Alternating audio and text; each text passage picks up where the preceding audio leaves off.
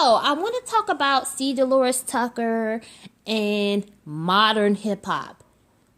Delores Tucker was one of the first people to warn the general public about the use of certain words in hip hop and rap music.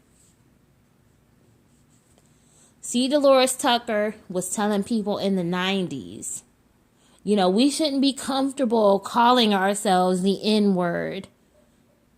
We shouldn't be comfortable referring to black women as bitches and hoes in music. She was saying that eventually it will get to the point where everyone will use those terms because that's what we're saying in the music. And unfortunately, a lot of prominent black people in hip hop ignored her. Whether you're talking about Lil' Kim, Snoop Dogg, who else? Al Sharpton, Jesse Jackson. They basically said, well, we have bigger problems, so we don't have to worry about how black people are speaking in hip hop. Well, now you have Al Sharpton telling Travis Scott, well, you can't fight Jim Crow if you're willing to sit on the back of the bus.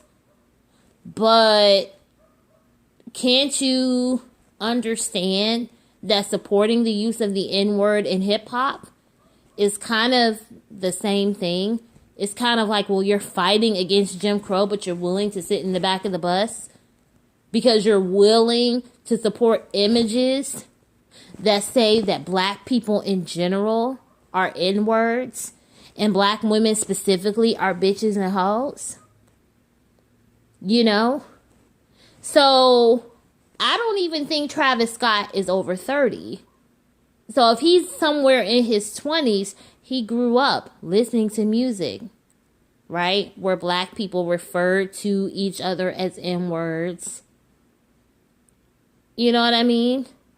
And I don't understand why people are so shocked that Travis Scott would be willing to perform at the Super Bowl, because there was a young black male that was shot and killed by the cops, and this black man was unarmed. And Travis Scott basically went on an interview basically suggesting that the man was responsible for his own death.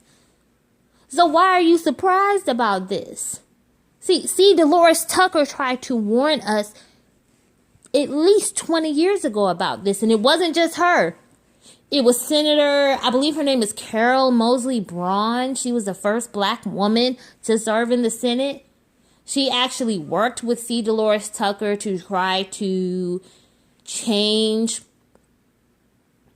the way that the recording industry viewed explicit language. So they were trying to say, okay, if they use terms like bitches and hoes to refer to black women, or if they use the N-word in the music, then it should get the explicit language label. And it was them along with Tipper Gore, Al Gore's wife. And a lot of black people in hip hop were like, oh no, it's freedom of speech. But see, the difficulty that you're facing now is that the majority of the people who stream and purchase hip hop music and who purchase concert tickets are not black people. It's white people, Asian people, white Latinos.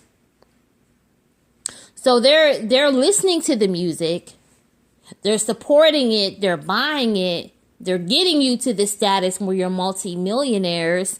And they're saying, okay, we're the largest group of people who are buying your music. So how are you going to tell us that we can't repeat your lyrics?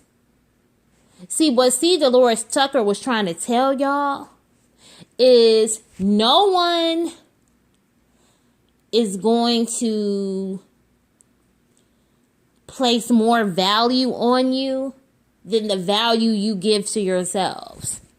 So if you're out here and you're calling yourselves N-words, you're referring to women as bitches and hoes, then that's how other people are going to see you. That's all she was trying to say. And now, 20 plus years later, you have artists who were raised hearing you say these things about yourselves and other black people. And so they view it as normal. So while I have my personal opinion about Travis Scott performing at the Super Bowl, it's kind of like you have no one to blame but yourselves. And it's cool that Jay-Z and Meek Mill and Al Sharpton are trying to convince Travis Scott not to perform at the Super Bowl. But the thing is, these are all people who refer to black people in a certain way in their music. So it's kind of like you can say what you want to say, but at the end of the day, on some level, you are responsible. You're responsible for the images that you've promoted.